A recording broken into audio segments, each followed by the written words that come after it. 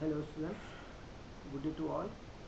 मैं Manoj Kumar, assistant professor RKG educational college Lucknow. Students, BEd paper के first semester के क्रम में हम लोग इस डिजिटल क्लासेस के माध्यम से आगे बढ़ते हुए उसके मुख्य टॉपिक, प्रमुख मुद्दे और समस्याओं के क्रम में हम लोग चल रहे थे। Major problems and issues in education में हम लोग आगे बढ़ते हुए आज निजीकरण, शिक्षा का निजीकरण टॉपिक पे चर्चा करेंगे और उसका अध्ययन करेंगे। तो आइए हम लोग सबसे पहले देखते हैं privatisation, it's what is the relation with other concepts. हम कह सकते हैं कि प्राइवेटाइजेशन, निजीकरण एक समय की ज़रूरत है। उस समय की ज़रूरत के अनुसार जब हम पूरे समाज को शिक्षा और उसको प्रबुद्ध बनाने का बीड़ा उठा के चलते हैं तो कहीं न कहीं गवर्नमेंट या सरकार कमज़ोर पड़ती है।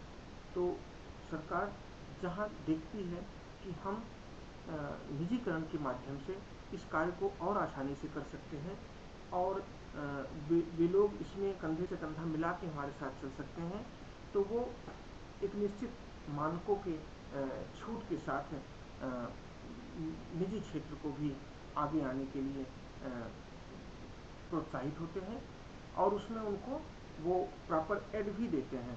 जैसे हम कह सकते हैं कि निजीकरण को कुछ प्रमुख संस्थाओं, सोसाइटीज़ और ट्रस्ट, इनके माध्यम से शिक्षा को या ज्ञान के प्रसार को आगे बढ़ाने का काम किया जाता है। इस क्रम में हम लोग आगे बढ़ते हुए देखेंगे students, what is the meaning and definition of privatisation, कि निजीकरण का वास्तव में अर्थ क्या है और इसकी कौन सी एक प्रमुख परिभाषा हो सकती है। तो हम लोग बात करते हैं, privatisation refers to institutions that carry out independent teaching. निजीकरण वे संस्थान हैं, निजीकरण का कार्य उन संस्थान के माध्यम से जो स्वतंत्र रूप से अपना कार्य शिक्षा देने लेने के क्रम में करते हैं, उनके बारे में अध्ययन है। Privatisation is process of following certain states welfare service to be run by non state और प्राइवेट पार्टीज। कहा जा सकता है कि निजीकरण ऐसी प्रक्रिया है जो सेवा के क्षेत्र में नॉन गवर्नमेंट या निजी क्षेत्र द्वारा किया गया कार्य होता है और यह सेवा का क्षेत्र एक तरह से व्यक्तियों को शिक्षित करने के क्रम में आगे बढ़ता है। इस क्रम में हम लोग देखते हैं कि concept of privatisation in education, अगर हम बात करें कि वास्तव में निजीकरण का शिक्षा में किस विचार के साथ आगे बढ़ा है, तो निजीकरण के क्रम में हम लोग देखते हैं, the government does not controls private sector institutions but helps in their grants. वो उनके स्वच्छंदता पे कंट्रोल, नियंत्रण नहीं करते। हाँ, इतना है कि एक लिमिटेड स्वतंत्रता ही देते हैं उन्हें, कि जिससे अव्यवस्थानापन पे तो वो उनको स्वायत्त स्वतंत्रता को नहीं छीनते, बट यह है कि उनको इस कर्म में आगे आने के लिए वो उनको प्रॉपर ग्रांट भी देते हैं। तो सरकार की इस ग्रांट की सहायता से वो शिक्षा संस्थान आगे बढ़ता है। वह निजीकरण का संस्थान अपने स्वतंत्र एडमिनिस्ट्रेशन एंड अपने स्वतंत्र मानकों के अनुसार गति करने के लिए आगे बढ़ता है। This process controls all level education for the whole population. यहाँ हम कह सकते हैं, अगर सरकार कहीं पीछे रह जाती है कि शिक्षा के सभी स्तरों पर, चाहे वो बेसिक स्तर का हो, चाहे माध्यमिक स्तर की शिक्षा हो, चाहे उच्च स्तर की शिक्षा हो, इन प्रत्येक स्तर पर जहाँ भी सरकार अपने आप को कहीं कमज़ोर महसूस करती है, अक्षम महसूस करती है, तो वो इस निजीकरण के द्वारा शिक्षा के उस प्राप्त कर लेती है उस मंजिल को कि जैसे जो वो चाहती है, और निजीकरण उसमें उनका प्रॉपर सहयोग प्रदान करता है, उन्हें उचित सहयोग प्रदान करता है। The idea of privatisation first came up in the national education policy 1986। राष्ट्रीय शिक्षा नीति 1986 में सबसे पहले शिक्षा में निजीकरण की बात हुई थी और शिक्षा में निजीकरण का यह क्रम फिर धीरे धीरे आगे बढ़ा।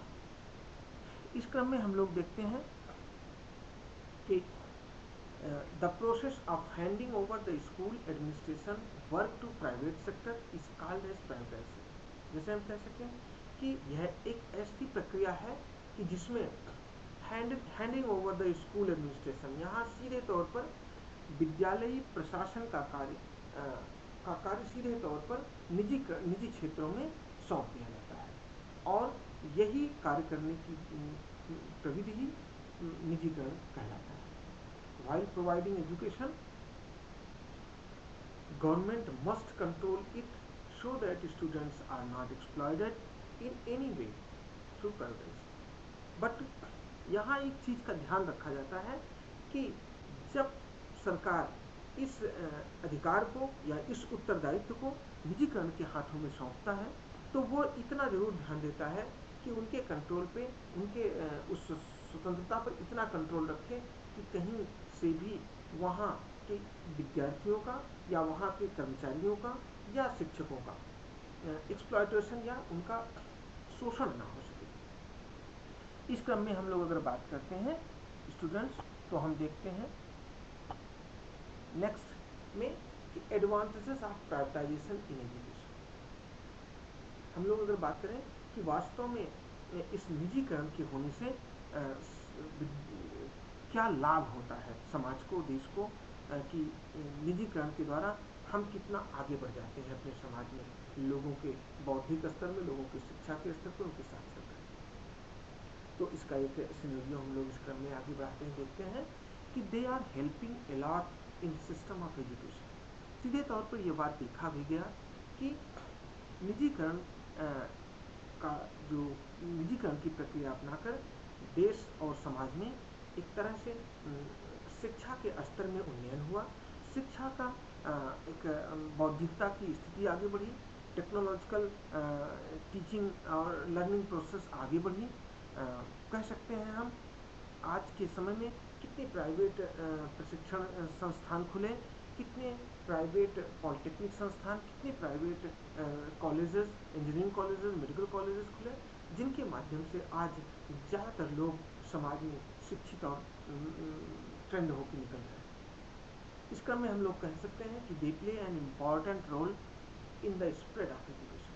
कह सकते हैं हम कि यहाँ ये निजीकरण के संस्थान, निजीकरण की प्रक्रिया एक महत्वपूर्ण अपना एक रूप नजर देता है कि वह कैसे शिक्षा का प्रसार कर रहा है। इस क्रम में हम लोग आगे हैं, they are providing the opportunity of education for the all students. जैसे कहते हैं कि एक सरकारी क्षेत्र में, सरकारी विद्यालय में, सरकारी महाविद्यालय में एक लिमिटेड सीटें होती हैं। उस लिमिटेड सीटें में एडमिशन लेने के लिए अगर हम कोई एंट्रेंस एग्जाम कराएं तो उसमें एक लिमिटेड स्टूडेंट ही आता है। बाकी स्टूडेंट्स, अगर संस्थान नहीं है, निजी संस्थान नहीं है, तो वो कहीं न कहीं से अधूरे रह जाएंगे अपने ज्ञान की उस प्रक्रिया में। इसलिए निजी संस्थान या शिक्षा में निजीकरण का प्रारूप ही उनको ज्ञानवान बनाने के लिए, उनको उनके समय के साथ उनको शिक्षा प्राप्त करने के लिए एक माध्यम बनता है, एक साथ देता है कि कैसे हम ज़्यादातर लोगों को समाज में ला सकें। इस क्रम में हम लोग आगे बढ़ते हुए देखते हैं स्टूडेंट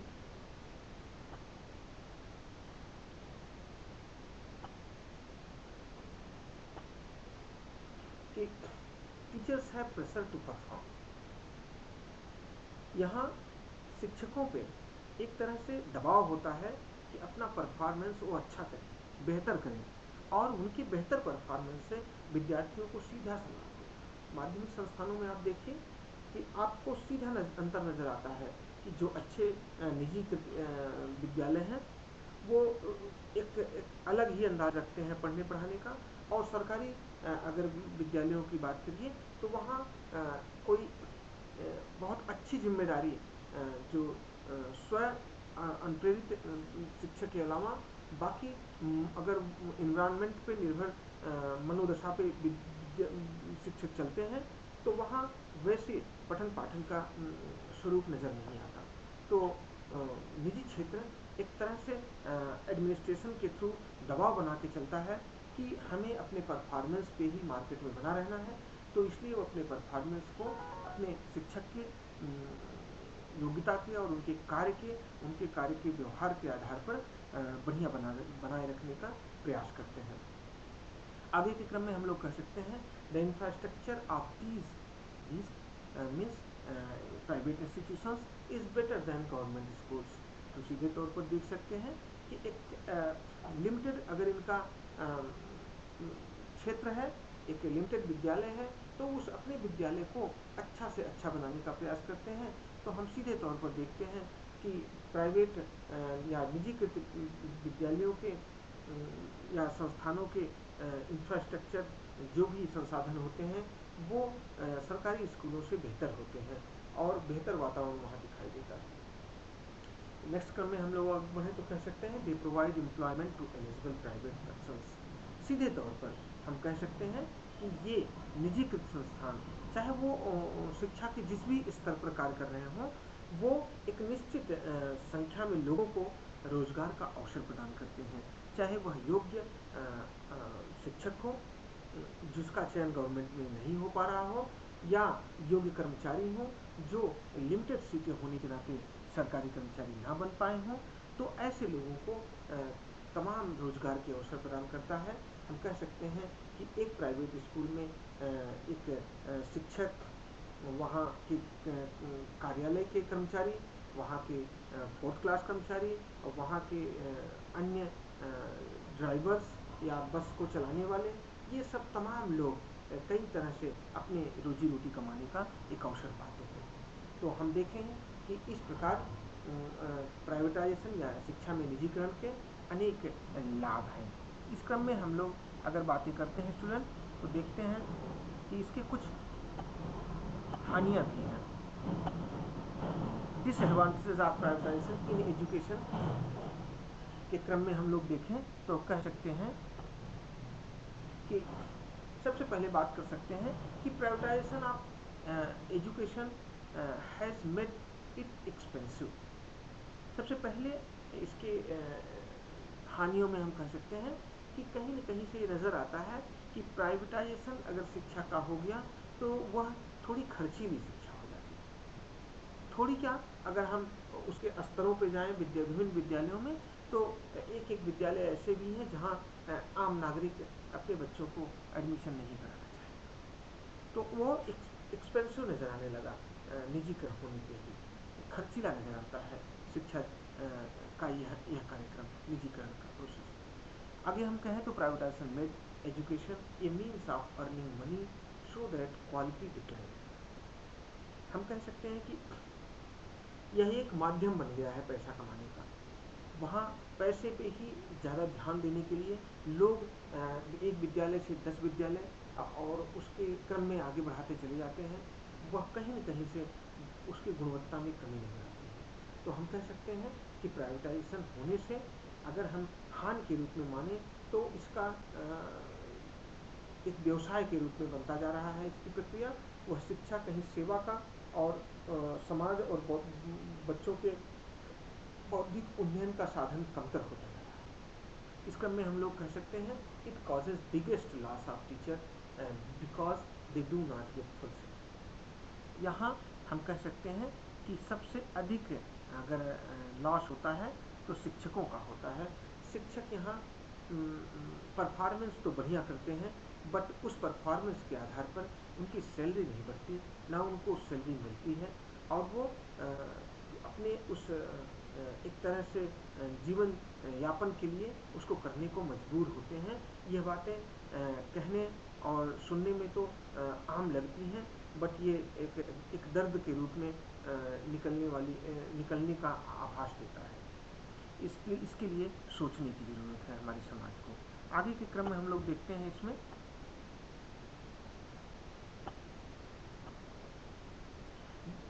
कि people affected by lack of fund are unable to get education. यहाँ देखा जाता है कि अगर कोई व्यक्ति जिसके पास पैसा या धन की कमी है तो प्राइवेटाइजेशन में या निजीकरण के क्षेत्रों में अपने शिक्षा को अटेंड नहीं कर सकते, शिक्षा प्राप्त करने से वहाँ वंचित रह जाते हैं। यहाँ शिक्षित लोग ही या पैसे वाले ही अपने आप को शिक्षा ग्रहण कर सकते हैं, आगे बढ़ सकते हैं इस निजीकरण के प्रक्रिया के तहत। These institutions has become a mere business। हमें यह दिखाई देने लगता है इसकी कमियों के क्रम में कि यह मात्र एक व्यवसाय बन के रह गया है। निजीकरण का क्षेत्र होने से शिक्षा का व्यवसाय बनता जा रहा है। यहाँ हमें इसको देखने की ज़रूरत है, समझने की ज़रूरत है कि कैसे हम इसको व्यवसाय बनने से रोकें, कैसे हम इसको मानव की सबसे अच्छी सेवा करने का भाव जिंदा बना के रखें इसमें। इसके लिए हमारे समाज के शिक्षा शास्त्रियों और एडमिनिस्ट्रेशन के लोगों को समझने की ज़रूरत है। In this way these educational institutions are promoting corruption.